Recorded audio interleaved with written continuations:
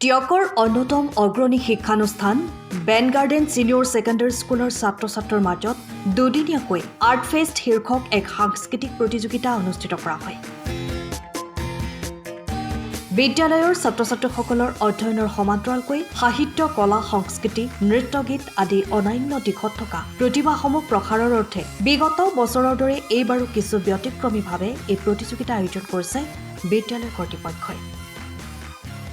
বিদ্যালয়ৰ মূল মঞ্চকে ধৰি মুঠ 5খনকৈ মঞ্চ তৈয়াৰ কৰি শ্ৰেণী অনুসৰি ছাত্ৰ-ছাত্ৰীসকলৰ মাজত নৃত্য, গীত, বক্তৃতা আদি প্ৰতিযোগিতা অনুষ্ঠিত কৰা হৈছে।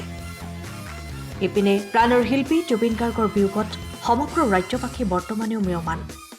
সেই অনুষ্ঠানৰ আৰম্ভণিতে বিদ্যালয়ৰ কৰ্তৃপক্ষৰ লগতে ছাত্ৰ-ছাত্ৰীৰ অভিভাৱক সকলোৱে মানৱদৰদী শিল্পীগৰাকীলৈ শ্ৰদ্ধাঞ্জলি জনাই মায়াবিনী গীত পৰিৱেশন কৰি অনুষ্ঠানটি জীপাল কৰি তোলে।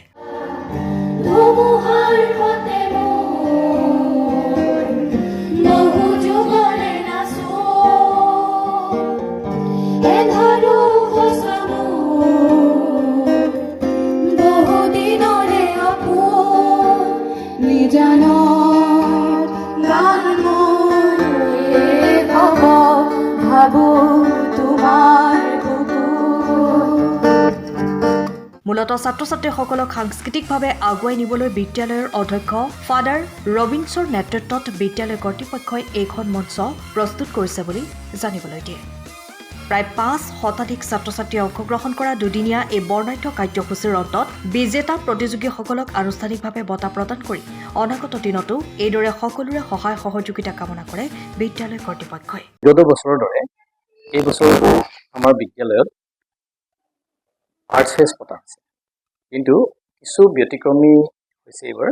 কাৰণ আমি এইবাৰ বিদ্যালয়তে 5টাকৈ মঞ্চ সাজিছোঁ আৰু তাত প্ৰত্যেকটোতে বেলেগ বেলেগ ধৰণৰ বিষয়ৰ প্ৰতিযোগিতা চলি আছে। আৰু আমি মোটামুটি 500মান ল'ৰা ছোৱালীৰ প্ৰতিযোগিতা দুদিনৰ ভিতৰত সমাপন কৰিবলৈ সমৰ্থ হৈছোঁ।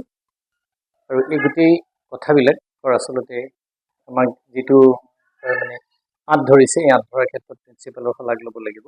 তেখেতে সুন্দৰকৈ পৰিচালনাৰ ক্ষেত্ৰত সুন্দৰকৈ আঁত ধৰি এই অনুষ্ঠানটি অনুষ্ঠিত কৰি লৈ গৈছে।